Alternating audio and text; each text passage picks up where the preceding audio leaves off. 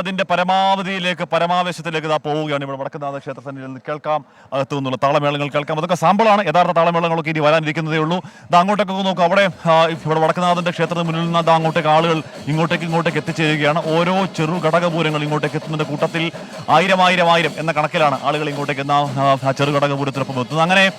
അങ്ങനെ ഘടകപൂരങ്ങളുടെ വടക്കുംനാഥ ക്ഷേത്ര സന്നിധിയിലേക്കുള്ള വരവ് പൂർത്തിയാക്കുമ്പോഴേക്കും ഇവിടെ നമ്മൾ നേരത്തെ കാണുന്നതാണ് തെക്കുംകാട് മൈതാനം തിങ്ങി നിറഞ്ഞ് പൂഴി വാരിയിട്ടാൽ താഴെ വീഴാത്ത മട്ടിലുള്ള വലിയ പുരുഷാരം, പൂരം പുരുഷാരം എന്ന് എപ്പോഴും പറയാറുണ്ട്. അത് സ്ത്രീകളില്ല എന്നുള്ളതല്ല, പുരുഷാരം എന്നുള്ളത് പക്ഷേ ഒരു ജെൻഡർ വ്യത്യാസമില്ലാത്ത വാക്കാണ് പൂരം പുരുഷാരം എന്ന് പറയുന്നത്. അപ്പം അങ്ങനെ പുരുഷാരം പൂഴി വാരിയിട്ടാൽ ഭൂമിയിൽ വീഴാത്തത്ര വലിയ പുരുഷാരം ഇവിടെ നിറയാൻ പോകുന്നു.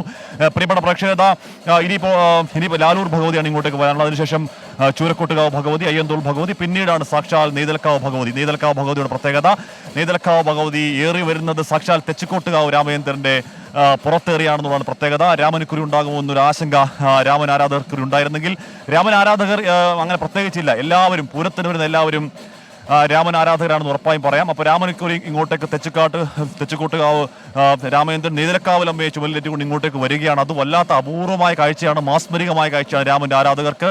കണ്ണിലെണ്ണയൊഴിച്ച് വടക്കുംനാഥ ക്ഷേത്ര സന്നിധിയിൽ രാമനെ മാത്രം കാത്തു നിൽക്കുന്ന ഒരു 10-20 പേരെങ്കിലും ഞാൻ ഇതിനോടകം ഒരു കഴിഞ്ഞ 10 മിനിറ്റിൽ കണ്ടതാണ്. അത്രത്തോളം ആരാധക വൃന്ദമുള്ള ആളാണ് അശ്വിൻ ബാലാഴി. കുറച്ചുകൂടി വ്യക്തമായി വിവരം നൽകും. അശ്വിൻ, ഇവിടെ തെച്ചിക്കോട്ടുകാവ് രാമചന്ദ്രൻ രാമരാജനാണ്, ഗജരാജനാണ്, വില്ലാളി വീരനാണ്, ഏകഛത്രാധിപതിയാണ്. എപ്പോൾ ഇങ്ങോട്ടേക്ക് പ്രതീക്ഷിക്കുന്നു, എപ്പോൾ ഇങ്ങോട്ടേക്ക് വരുന്നു, രാമൻ എവിടെ എത്തി എന്ന് ആകാംക്ഷാപൂർവ്വം ചോദിക്കുന്ന രാമൻ ആരാധകരുണ്ട്. എന്ത് മറുപടി പറയണം? ഉടനെത്തും ഹാഷ്മി. ഇനി ഏകദേശം 3 കിലോമീറ്റർ മാത്രമാണ് ഈ പൂരനഗരിയിലേക്ക് രാമന് എത്താനുള്ളത്. എനിക്ക് പിന്നിൽ കാണുന്ന ഈ വലിയ ആളുകളുടെ അകമ്പടിയോടുകൂടിയാണ് രാമൻ എഴുന്നള്ളി വരുന്നത്. നാഗസ്വരത്തിന്റെ താളമേളങ്ങളോടെ വലിയ പുരുഷാരത്തിന്റെ നടുവിലൂടെയാണ് രാജകീയമായ രാമന്റെ വരവ് എന്നുള്ളതാണ് നമുക്ക് ഈ കാഴ്ചകളിൽ നിന്ന് കാണാൻ സാധിക്കുന്നത്. രാമന്റെ ആരാധകർ രാമന് ഒരു വളയം തീർത്തുകൊണ്ടാണ് ഈ വീഥികളിലൂടെ രാമനെ പൂരനഗരിയിലേക്ക് എത്തിക്കുന്നത് എന്നുള്ളതാണ് നമുക്ക് ദൃശ്യങ്ങളിൽ കാണുന്നത്. ഈ വഴിനീളെ ആളുകൾ രാമനെ കാണാൻ വേണ്ടി ഇങ്ങനെ തിങ്ങി നിറഞ്ഞു നിൽക്കുകയാണ്. ഒപ്പം നമുക്ക് ദൃശ്യങ്ങളിൽ കാണാം, ഇതെല്ലാം രാമന്റെ ആരാധകരാണ്. ഒപ്പം ഈ രാമന് അനുഗമിക്കുന്ന ആളുകളാണ് പൂരനഗരിയിലേക്ക് എത്താൻ.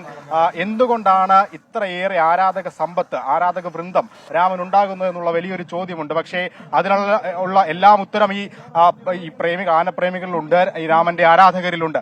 ഏകദേശം 1984 ഈ പേരമംഗലം തെച്ചിക്കോട്ടുകാവ് ദേവസ്വത്തിന് ഈ ആന സ്വന്തമാകുന്നത്. പിന്നീട് അങ്ങോട്ടുള്ള ഈ എഴുന്നള്ളത്തുകളിലും ഗജമേളകളിലുമെല്ലാം 1-ാം സ്ഥാനത്ത് പകരക്കാരനില്ലാത്തൊരു ആനയായി മാറിയ രാമൻ എന്തായാലും പിന്നീട് ആഗോള മലയാളികളുടെ, ആനപ്രേമികളുടെ, പൂരപ്രേമികളുടെ ഒക്കെ മനസ്സിൽ ഇടം പിടിക്കുകയായിരുന്നു. എന്തായാലും ഇപ്പോൾ നമുക്ക് ദൃശ്യങ്ങളിൽ വ്യക്തമായി കാണാം, ഈ ഒരു വലിയ വടം തീർത്തുകൊണ്ടാണ് ആരാധകർക്ക് ഇടയിൽ, അല്ലെങ്കിൽ ഈ ആനപ്രേമികൾക്കിടയിലൂടെ ഇങ്ങനെ വരുന്നത്. എന്തായാലും ആ തലയെടുപ്പ്, മറ്റൊരു പ്രത്യേകത കൂടിയുണ്ട് രാമൻ. ഈ നെറ്റിപ്പട്ടം ഒപ്പം ഈ തിടമ്പൊക്കെ തലയിലേക്ക് കയറ്റിയാൽ പിന്നീട് അത് ഇറക്കുന്നത് വരെ ഇങ്ങനെ തല പൊക്കിപ്പിടിച്ച് തല ഉയർത്തി ഈ പൂരപ്രേമികൾക്കിടയിൽ ഇങ്ങനെ നിൽക്കുന്ന ആ ഒരു കാഴ്ച രാജകീയമാണ്. എന്തായാലും ഹാഷ്മി ചോദിച്ച ചോദ്യം, ഈ രാമന്റെ ആരാധകർ ഇങ്ങനെ പൂരനഗരിയിൽ തിങ്ങി നിറഞ്ഞു നിൽക്കുന്നു എന്നുള്ളതാണ് മനസ്സിലാക്കുന്നത്. അതിനോളം തന്നെ ആരാധകർ രാമനൊപ്പവുമുണ്ട്. എന്തായാലും അധികം വൈകാതെ ഒരുപക്ഷെ ചില പ്രേക്ഷകർക്ക് മനസ്സിലാവില്ല, ആനയ്ക്ക് ഇത്രത്തോളം ആരാധകരോ, അതൊരു ആനയൊന്നുമല്ല. അവരുടെ ചങ്കിന്റെ തുടിപ്പായിട്ട് കാണുന്ന, അവരുടെ സഹോദരനായി കാണുന്ന രാമൻ എന്നല്ല, രാമേട്ടൻ എന്ന് വിളിക്കുന്ന ആളുകളുണ്ട്. അപ്പോൾ ഒരു മനുഷ്യരൂപമായി തന്നെ കാണുന്ന, ഒരു കൂടപ്പുറപ്പിനെ കാണുന്ന, വളരെ വൈകാരികമായി എന്ന് പറഞ്ഞാൽ മമ്മൂട്ടി, മോഹൻലാൽ, ഷാരൂഖ് ഖാൻ, സൽമാൻ ഖാൻ, അമിതാഭ് ബച്ചൻ മോഡലുള്ള ആരാധകരല്ല. ഇതിനപ്പുറം കടന്ന വളരെ വൈകാരികമായ രാമനെ പറ്റി എന്തെങ്കിലും ആരെങ്കിലും ഒരു മോശം പറഞ്ഞാൽ വേണമെങ്കിൽ അടിക്കാൻ തയ്യാറാവുന്ന വലിയ ആരാധക വൃന്ദമുള്ള ആളാണ്. വരികയാണ് ഇപ്പോൾ 3 കിലോമീറ്റർ. അപ്പോൾ അതിൽ പ്രിയപ്പെട്ട പ്രേക്ഷകർ, നമ്മൾ പൂരനഗരിലേക്ക് തന്നെ തിരികെ എത്തണം. അതിനു മുമ്പ് വരുന്നൊരു പ്രധാനപ്പെട്ട വാർത്തയിലേക്ക് ജസ്റ്റ് ഒന്ന് കയറുകയാണ്.